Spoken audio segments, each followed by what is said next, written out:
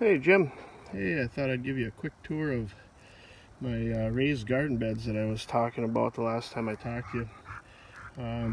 Yeah, there's kind of a shot up. There's Ozzy, lending a helping hand as always.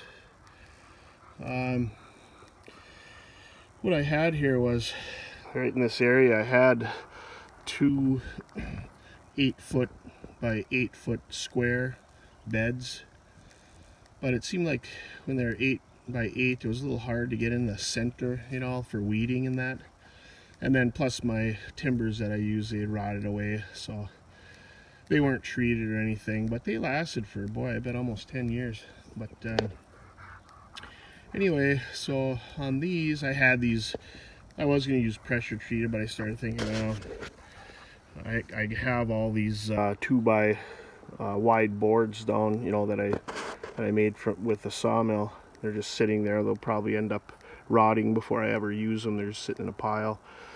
So I thought I'll use those, and what I did was I finished the boards off with it's called boiled linseed oil.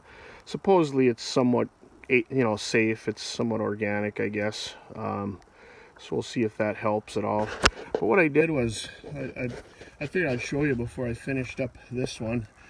I made this one a little bit higher just because I thought it might be a little bit easier for weeding and that.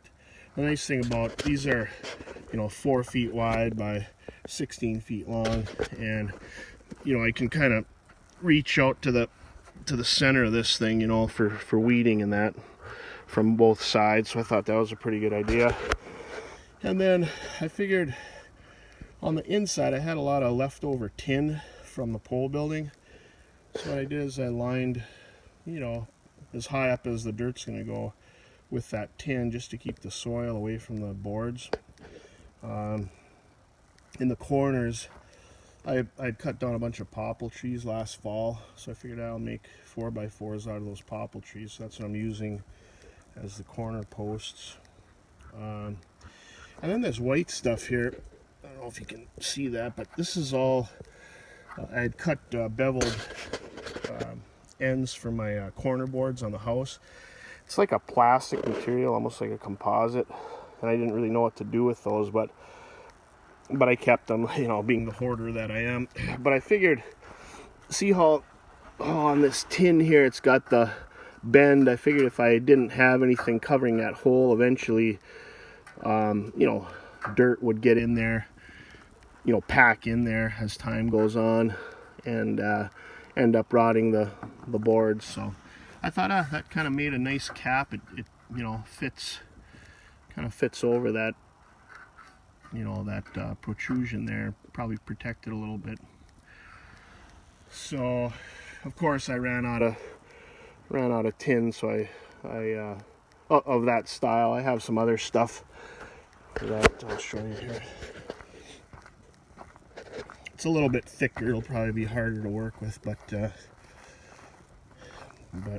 it should work out pretty good. It doesn't have, I've got some other tin that has a real deep peaks and valleys, but this will work good because that plastic piece will cover it. What else can I tell you? Oh, this drip irrigation stuff works really good. It's actually pretty easy to configure. You don't need anything too fancy. I got, this is like half-inch the half-inch Rainbird plastic pipe, and then it goes into this brown stuff is like the drip. I think it drips like about a gallon an hour or something like that. And then it's just got these little T fittings that you can put in there anywhere you want, and yeah, you can dream up any kind of configuration. It's actually pretty easy to work with. Just get an adapter to go to your hose here, and yeah, it makes for some easier watering. Just turn on the hose and let her go. So yeah, that's about all for now. I'm gonna finish up this other one here, get all the tin in there, and then fill her up. I've got a big pile of black dirt. I'll just fill her up with up to the plastic piece with dirt, and plant some flowers in there. I dug up, these were planted. Michelle had me plant these a long time ago. I think they're tulips, I think. So I'm gonna plant those in that bed, and then I got some it's hard to see, but it's oregano. It's some kind of herb. And then I've got some these real that stuff there. This right here, that's tarragon. It's got a real licorice flavor to it. So, but it's a perennial, so they come back every year. So, all right. Hope you're doing good. And we'll talk to you later.